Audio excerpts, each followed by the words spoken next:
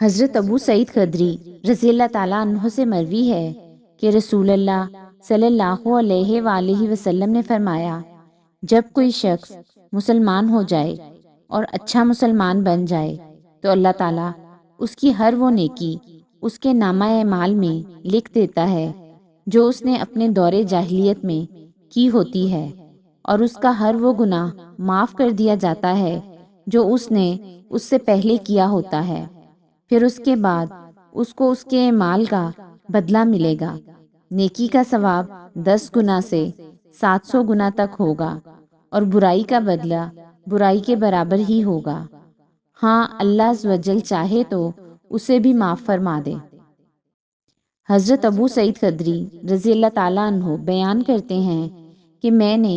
رسول اللہ صلی اللہ علیہ وآلہ وسلم کو فرماتے سنا، جو شخص برائی ہوتی دیکھے اور اپنے ہاتھ سے روک دے وہ گناہ سے بری ہو گیا۔ جو ہاتھ سے روکنے کی طاقت نہ رکھے اور زبان سے روک دے وہ بھی گناہ سے بری ہو گیا، اور جو شخص زبان سے روکنے کی طاقت نہ رکھے لیکن دل سے برا سمجھے وہ بھی گناہ سے بری ہے، اور یہ کمزور ترین ایمان ہے۔